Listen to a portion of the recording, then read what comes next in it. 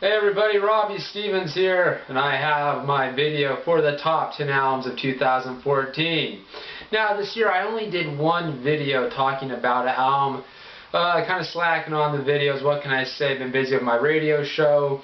If you check it, I have some new interviews, which is really cool because the phone case was finally fixed. That to me is the greatest moment of 2014 when I came back for the fall semester, and sure enough, the phone was fixed. But getting to the music, the top 10 albums of 2014, so much happened this year, people. Unbelievable. The hard rock and metal community, we're very fortunate because every year it seems that bands that we enjoy or bands that have been around for a while, they're coming out with new albums, and they're taking some time, of course. One of those bands, Exodus, which will be on the list, I have to mention. It was a while since they put out an album. Also, they have Steve Souza back in the band. Obituary, AC/DC put out a new album this year, Rock or Bust. Phil Rudd got busted, that's all I can say about that. That album did not make my top 10. It's a decent album, I recommend checking it out. Anything AC/DC usually does, you can predict it, people. They're a band that has consistency, you gotta give it to them. But there's just so many releases this year, it's hard. And when you do a top 10 list, I wrote them down because, I can't remember them off the top of my head, and I could start arguing with myself in my head which albums, because it's extremely difficult. On my blog, Rock and Metal Temple, I actually list out, I guess, reasons. I really thought about it. With the video, when I started coming up with it, I almost was thinking, well, maybe I should have put this band, or maybe this band should have been higher. Whenever you do these lists, the top 10 lists, I'm sure all the people out there can even say, when you're trying to figure out what was the best or which album you think deserves the #1, it's extremely hard because it's all subjective, it's all your opinions, and what are you going to do? Because even there's releases that didn't come out in 2014 that I really enjoyed and I started listening to and I thought, man, this is a great album, this is the album of the year for me, yet it came out 2 years ago, or it might have come out 20 years ago, 30 years ago. And it's extremely difficult, but let's just focus here. The top 10 albums of 2014. Let's begin. Number 10, an album that is, you could say, an underdog, an album that maybe not a lot of people know about, and a band maybe not a lot of people know about, but I will say their name and maybe get you acquainted with them. They're called Innsmouth. They're from Denmark.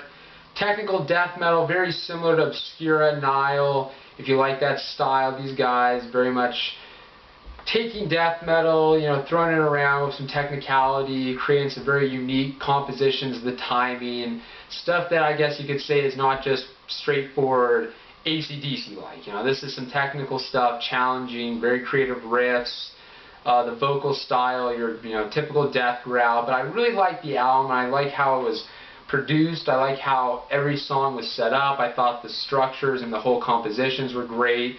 The guitar playing was phenomenal, and the album is called The Shadow over Innsmouth. H.P. Lovecraft reference, people. Yes, it's been done so many times before. I think H.P. Lovecraft even himself is thinking, how many people can sing songs or make albums about my writings? Well, it's still going on. Metallica did it, and now this band Innsmouth did it. And what separates the bands that write about H.P. Lovecraft, that are good, is they know how to, write the songs, okay? There's some bands where they can have a song, called The Ancient Ones Destroy the Earth, and it can sound like utter crap. Innsmouth, they did a solid job, so I gotta give it to them, and that's why they are number 10.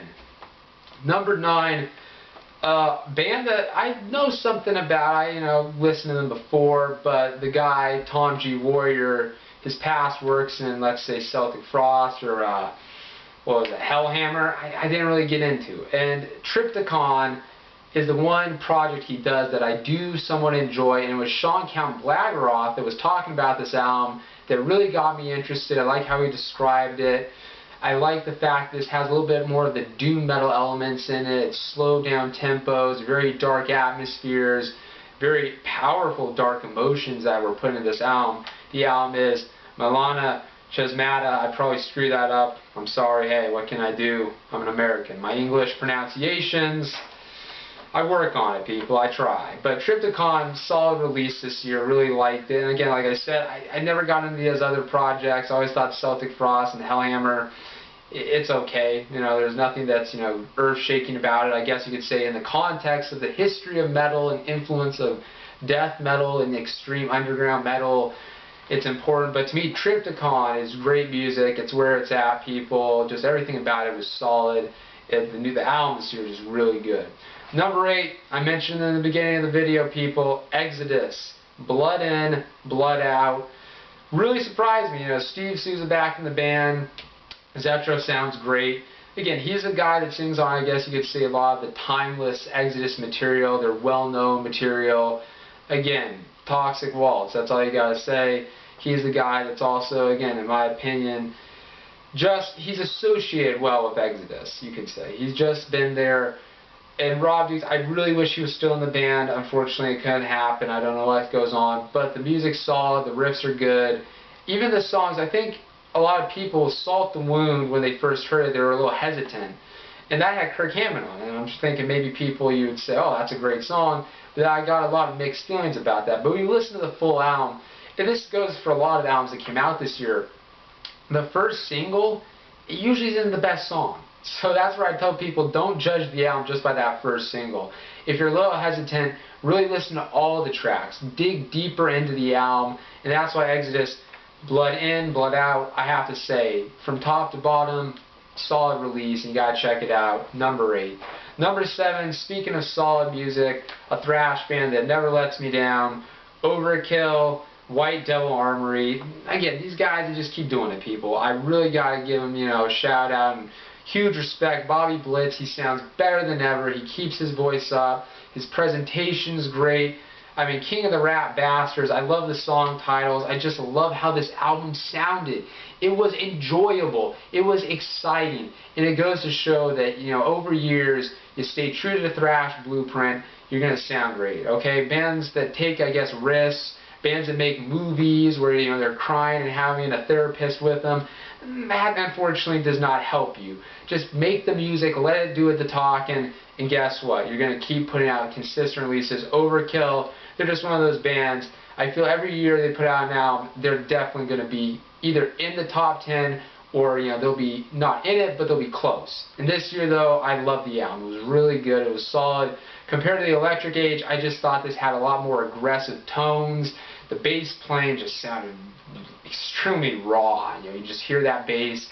Had a little old school sound to it too, in my opinion. I liked how it just sounded. Really good release. Number 6, Obituary, Inked in Blood. Wow. the title, once I heard it, even just had me sold. I knew this album was going to be awesome. And sure enough, it was freaking awesome, people. You hear those vocals, John Tardy sounding amazing. That just tortured gutter growl. And then, of course, the riffs. Brutal, destructive, chaotic. I love the slow down tempos. Obituary does a really good job with that. In their style of death metal, they're not always trying to play super fast. They know how to alter tempo. They have great dynamics. A band that, again, Ink and Blood just really, the whole album just came together. I loved it. I love how it sounded. Good band, okay, people? If you haven't heard of Obituary, somebody should write you an obituary. I'm kidding. No, I won't do that. I won't say that. I'll be nice. I'll be polite. We should all be polite, like the polite metalhead. That's how you get ahead in life, being nice. But number 5, Master Castle with On Fair.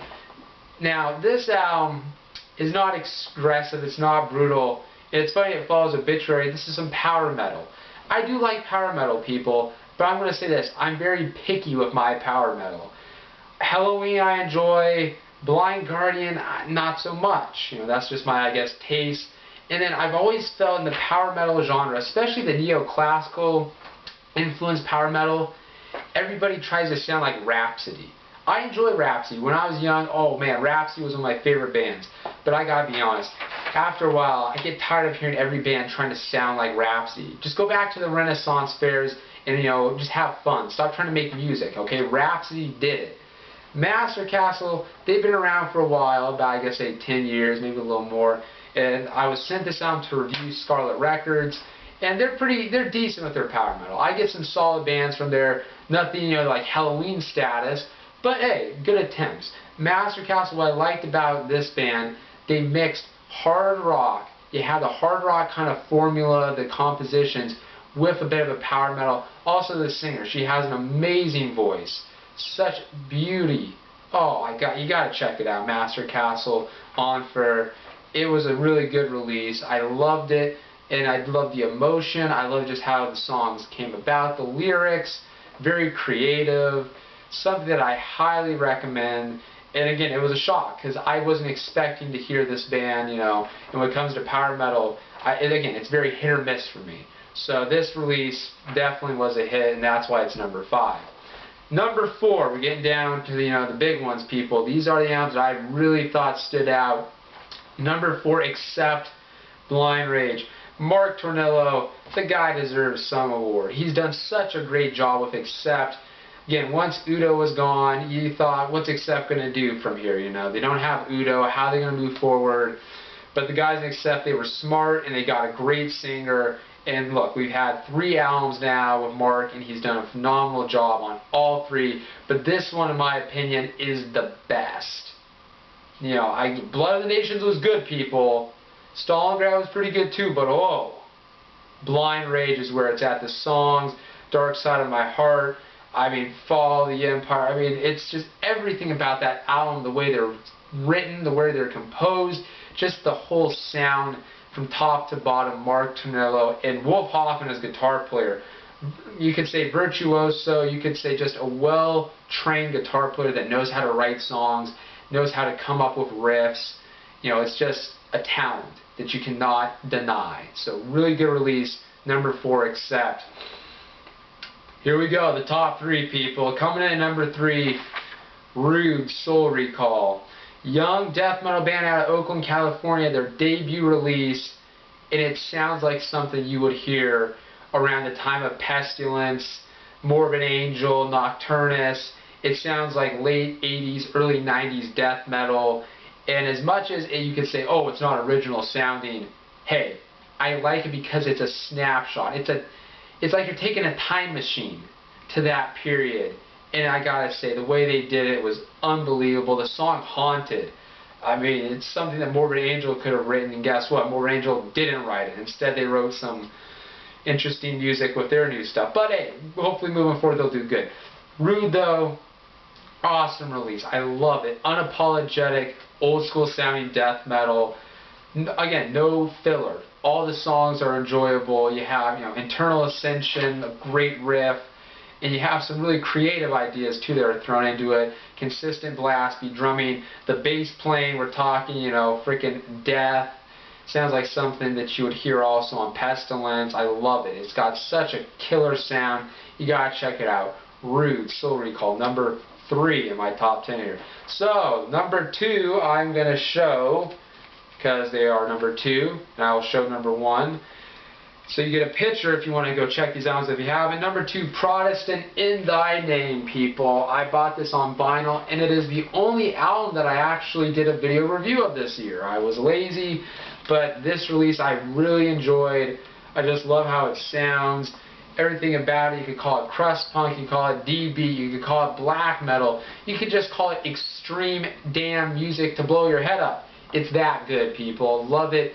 The rage, the passion, the unapologetic attitude, people. That's what you need in music. And if you're looking for that, Protestant in Thy Name just takes your breath away. It's so powerful, so extreme, and it has just a great sound. The way it's recorded, very raw. We're talking so raw that Wasp would throw that album out into the crowd because it's rawer than raw meat, people. That's how good it is. Protestant in Thy Name, number 2.